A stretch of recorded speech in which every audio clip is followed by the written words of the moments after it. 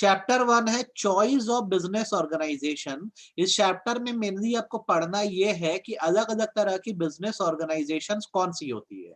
और सपोज करो कल को आपको अगर लगता है कि आपको एक बिजनेस करना है, आपको एक बिजनेस करना है, तो आपके लिए मोस्ट सूटेबल कौन सा बिजनेस होगा। तो सबसे पहले अगर हम बोले कि अलग अलग तरह के बिजनेस कौन से होते हैं, तो आप जानते हैं सबसे पहले सोल प्रोप्राइटरशिप होता है जो आप कर सकते हो, जॉइंट हिंदू फैमिली बिजनेस होता है, पार्टनरशिप होता है, और कौन सा होता है बताओ। कंपनी, कंपनीज होता है, और LLP, एलएलपी होता है। Cooperative one person society, company, private company, public company. Company में तो हो गया ना, सब आ गई। ओके, कोऑपरेटिव्स होता है, इतने तरह का होता है। अब सवाल ये है कि आपके लिए कौन सा सूटेबल है। तो जब आप हर फॉर्म ऑफ बिजनेस का मेरिट और डीमेरिट पढ़ोगे तो आपको ये पता लग जाएगा कि आपके लिए कौन सा सबसे सूटेबल है। जैसे खुद कॉमन सेंस लगाओ और आप ये बताओ, आपको एक छोटा सा जनरल स्टोर स्टार्ट करना है, तो आपके लिए मोस्ट सूटेबल कौन सा है। प्रोप्राइटरशिप, या फिर पार्टनरशिप भी हो सकता है शायद, है ना। अगर मैं बोलता हूँ आपको एक मैन्युफैक्चरिंग कंपनी बनानी है बड़े ब्रांड की जो मल्टीनेशनली काम करेगी, तो बेस्ट क्या है आपके लिए। कंपनी, आप कंपनी बना के काम करो, आपके लिए बेस्ट है।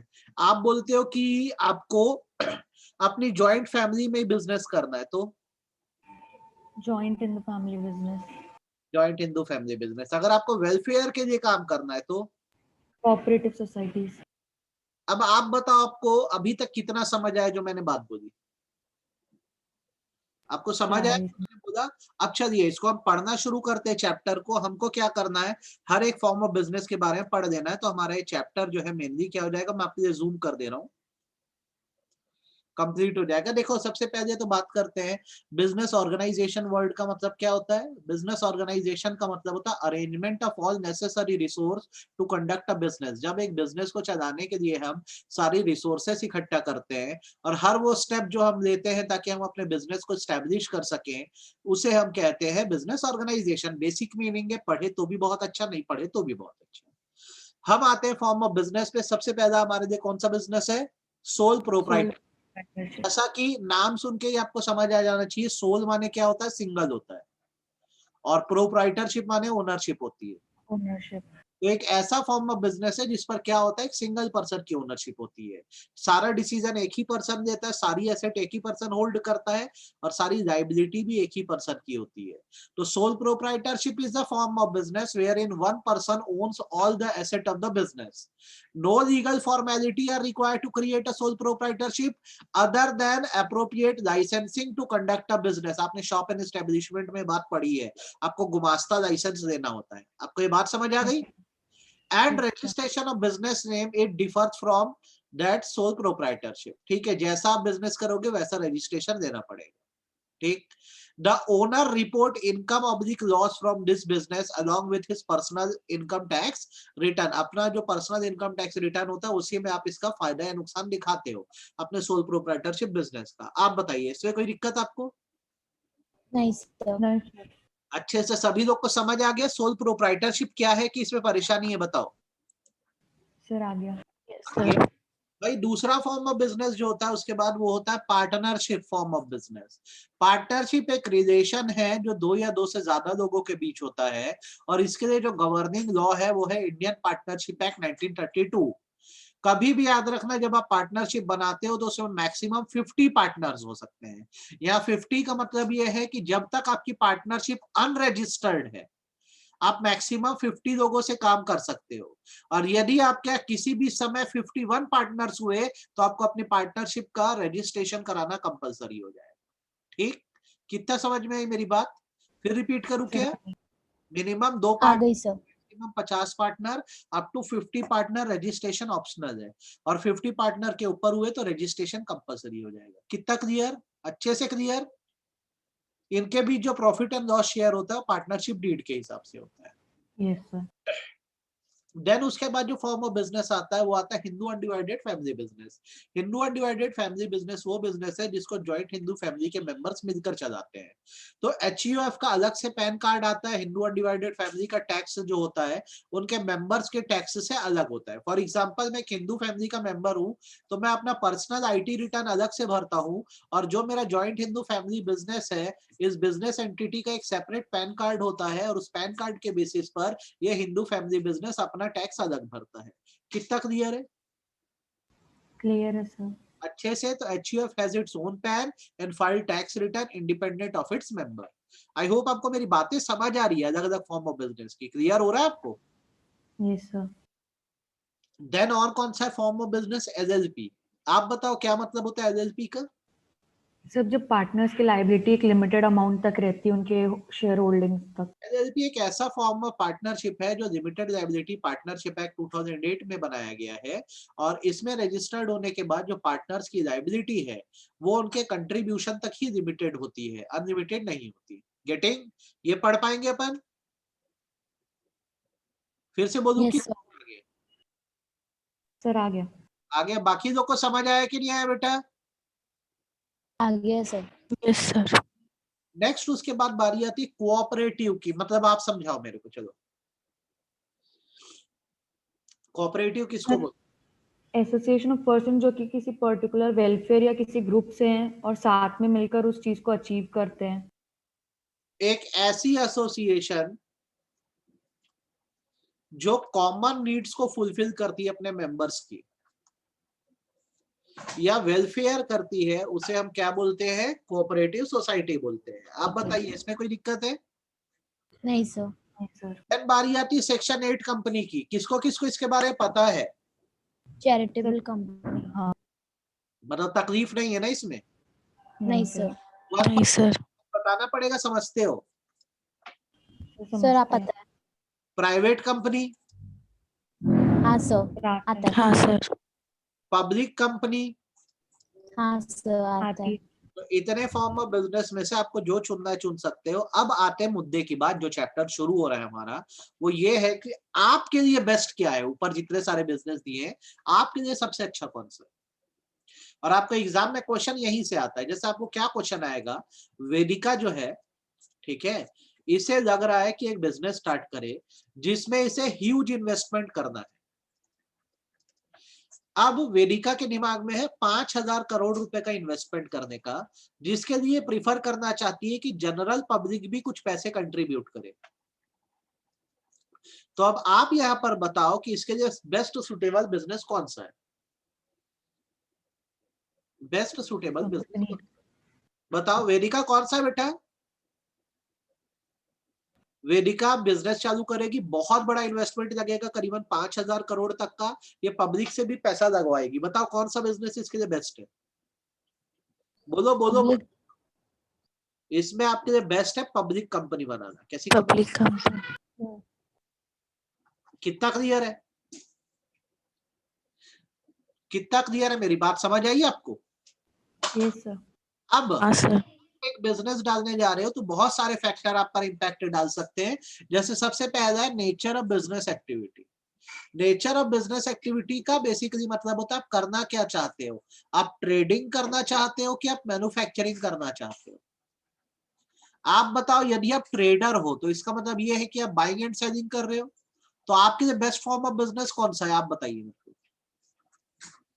आपके लिए बेस्ट फॉर्म ऑफ बिजनेस कौन सा है? अगर आप ट्रेडिंग करोगे, बाइंग एंड सेलिंग करोगे, तो आपके लिए बेस्ट फॉर्म ऑफ बिजनेस कौन सा है? बोलो बोलो, मैं सुनना चाह रहा हूँ।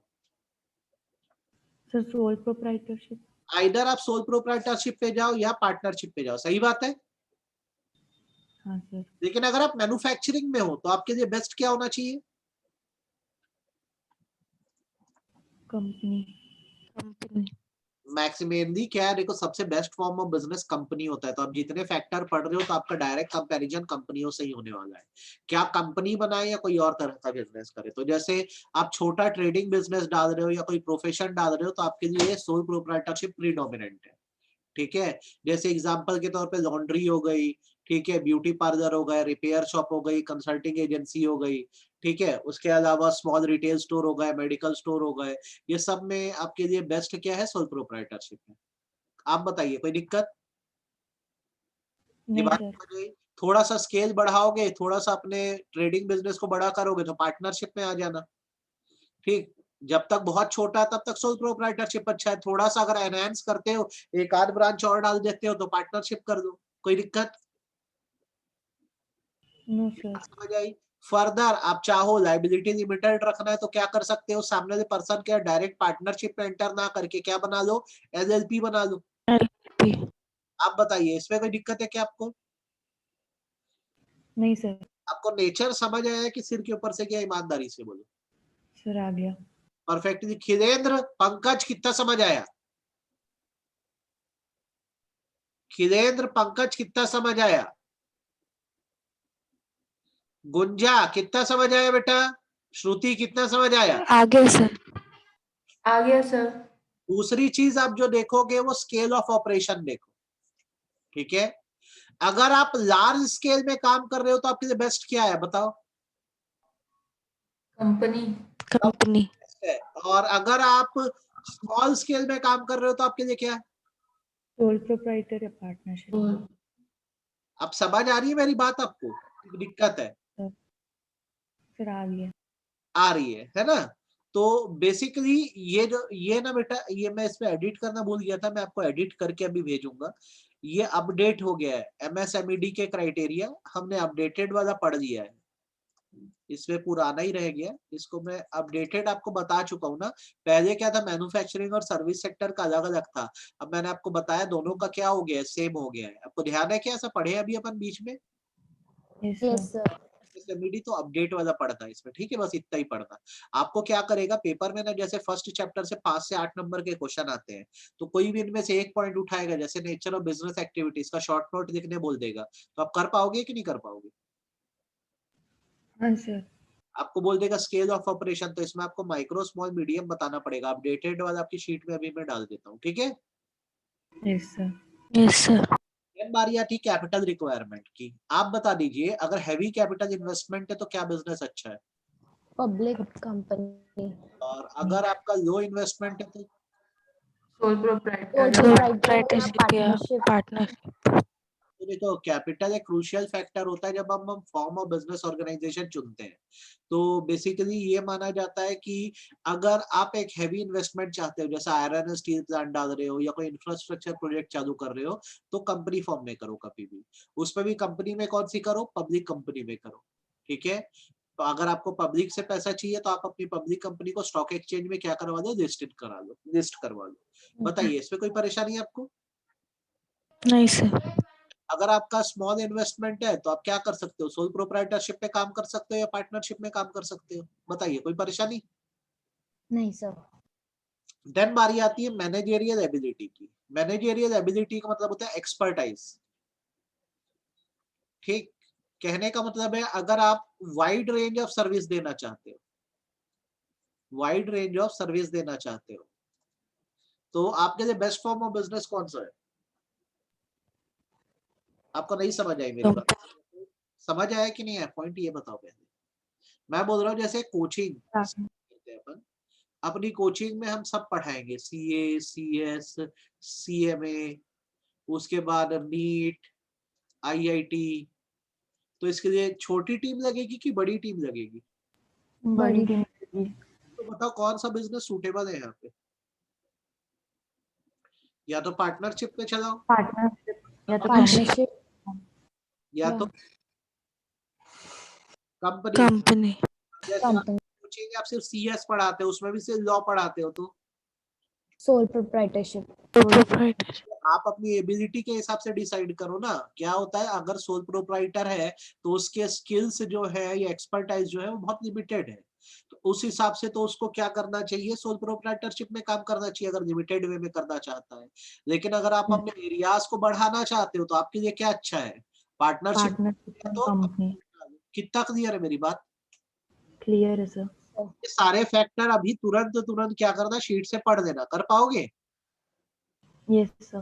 देन बारी आती है कंट्रोल की, ठीक है, आप ये समझ लो कि अगर आपको बिजनेस पे पूरा कंट्रोल रिटेन करना है तो आप कभी भी ना सोल प्रोप्राइटरशिप बनाओ, क्योंकि आप मालिक रहोगे। ठीक है, ओनरशिप मैनेजमेंट और कंट्रोल। वन पर्सन कंपनी बनाओ, आप ओनर रहोगे। और यदि आपको लग रहा है कि आप कंट्रोल शेयर कर सकते हो दूसरों के साथ, ओनरशिप शेयर कर सकते पार्टनरशिप। हो, पार्टनर पार्टनरशिप कंपनी। बनाओ। कितना क्लियर है मेरी बात? Yes sir. Yes sir.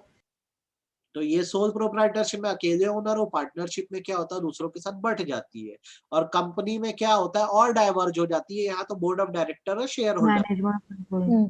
Clear है? Yes sir. देन बारी आती है क्लियर है रिस्क सर। लायबिलिटी की। आप बोलते हो कि आपका हाई रिस्क हो। Sole proprietorship. High risk sole proprietorship में होता है कि कंपनी में होता है? सर कंपनी में, क्योंकि सोल प्रोप्राइटर में रिसोर्सेज कम लगते हैं तो हाँ, रिस्क हाँ, भी कम कंपनी रहता है में। कंपैरेटिवली। अब जैसे मैं रिस्क की बात करूं, लो रिस्क है सोल प्रोप्राइटरशिप में, दुकान नहीं चली बंद कर सकते हैं। कंपनी में तो लोगों का पैसा लगवा दिए हो तो आपको छोड़ेंगे नहीं, सीधे जेल जाओगे फंसोगे तो। इतने सारे एग्जाम्पल तो देख ही रहे हो, मालिया हो गया, नीरव मोदी हो गया, है कि नहीं है? Yes sir. अच्छा एक बात बताओ, टीवी सीरीज देखते हो क्या? मूवीज टीवी सीरीज देखते हो? नहीं सर। हाँ सर। आपको कुछ अच्छा बता रहा हूँ, जैसे मतलब आपके नॉलेज के लिए, आप लोग को अगर देखना है ना, और आप जैसे लॉ पढ़ रहे हैं, एक सीरीज है सूट्स, आप इसे देखें, अच्छी है, मतलब सीरीज ड्रामा सीरीज है, बट आपको थोड़ा थोड़ा लीगल नॉलेज अच्छा मिलेगा इससे। दूसरा, आपको अगर स्कैम्स के बारे में जानना है कि इंडिया में बड़े स्कैम्स कैसे हुए, तो नेटफ्लिक्स पे बिग बैड बिलियनियर्स करके एक सीरीज आई है, उससे आपको ये समझ हाँ आएगा सर। इसमें किस तरह से ये लोग फ्रॉड करते हैं। इसमें 3 लोगों के बारे में बताया गया है, विजय माल्या के, नीरव मोदी के और सुब्रत रॉय सहारा के। तो ये देखो, आपको थोड़ा सा ना बिजनेस आइडिया होगा। ठीक है, उनका बुराई मत देखो उन्होंने क्या किया, आपको एक अच्छा बिजनेस आइडिया होगा कि इनका वर्किंग कैसे होती है। ये देखना एक बार, ये बिग बैड बिलियनियर और सूट्स। ठीक है, इसको मैं डिलीट कर रहा यस सर। हूं। आप बताओ, आपको रिस्क वाला पोर्शन समझ आया कि नहीं आया? हाँ सर। अब बात करते हैं लायबिलिटी की। अगर आप चाहते हो लिमिटेड लायबिलिटी रहे तो आपके लिए बेस्ट क्या है? Sir LLP। प्रोप्राइट या LLP। है ना? और अगर आप बोलते हो आपकी लायबिलिटी अनलिमिटेड होगी तो कंपनी। कंपनी में तो लिमिटेड होती सर है। सोल प्रोप्राइटरशिप प्रोप्राइटरशिप और और पार्टनरशिप। पार्टनरशिप। आपको पूरी कहानी समझ आ रही है क्या हो रहा है यहाँ पे? Yes sir. आप हर फैक्टर को देख रहे हो कि मैं आज बिजनेस करने जाऊंगा तो मेरे पर क्या क्या फैक्टर असर करेंगे। तो जो मैंने सारी बातें बोली, first paragraph, second paragraph, third paragraph में आपको एकदम आराम से मिल जाएगी। आपको बस इस वीडियो को देखना है और फटाफट पढ़ना है। ठीक है? Yes sir. देन बारी आती है स्टेबिलिटी की। आपका विजन लंबा है, लॉन्ग रन में काम करना चाहते हो, सोचते हो कि 100 साल तक आपका बिजनेस चले, तो बताओ कौन सा सूटेबल है? कंपनी। कंपनी। कंपनी। और आपका विजन शॉर्ट रन का है कि आज चालू हुआ कल को बंद कर सकते हैं। पार्टनरशिप या सोल प्रोप्राइटरशिप। भाई पार्टनरशिप में क्या होता है, पार्टनर मर जाते हैं, बीमार पड़ जाते हैं, एक्सपेल कर दिए जाते हैं, तो भी बंद हो जाती है। सही बात है गलत बात? Yes sir. देन बात करते हैं फ्लेक्स। ये पढ़ पाएंगे अपन, जो मैं बात बता रहा हूँ उसी चीज को पैराग्राफ में दिया है, आप पढ़ सकते हो, है ना? Yes sir. देन बारी आती है फ्लेक्सिबिलिटी की। फ्लेक्सिबिलिटी का मतलब होता है चेंज ऑफ ऑपरेशन। मतलब आपको नहीं समझ आया तो मैं आपको ये बताना चाह रहा हूं इसमें कि डिसीजन मेकिंग आसान होगी जब मन करे अपना फील्ड ऑफ बिजनेस बदल सकोगे। किस फॉर्म ऑफ बिजनेस में पॉसिबल है? Sole proprietorship. बिल्कुल। आज मैंने समोसे की दुकान स्टार्ट करी, नहीं चली, इलेक्ट्रॉनिक की दुकान शुरू कर दूंगा, वो भी नहीं चली, पटाखे की दुकान शुरू कर दूंगा। लेकिन अगर मैं बोलता हूँ एक फिक्स ऑपरेशन करना है जो चेंज, कंपनी। कंपनी। समझ गए? Yes sir. Yes sir. कोई परेशानी नहीं है। देन बारी आती है प्रॉफिट की। सारा प्रॉफिट खुद रखना है तो क्या करो? Sole sole proprietorship. प्रोप्राइटरशिप। और प्रॉफिट डिस्ट्रीब्यूट करता है। पार्टनरशिप। पार्टनरशिप या कंपनी। फास्ट तो नहीं हो रहा है, सब समझ आ रहा है अच्छे से? हाँ सर। Yes sir. अच्छा, उसके कॉस्ट की बात करते हैं। हाई कॉस्ट हाई कंप्लायंस, खर्चा बनाने में भी ज्यादा आएगा और रेगुलेशंस भी ज्यादा होंगी। बताओ। कंपनी। कंपनी को खर्चा ज्यादा बैठता है और गवर्नमेंट के रेगुलेशन ज्यादा फॉलो करने होते हैं।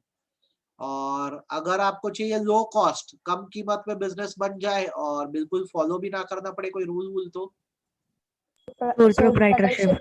Sole proprietor.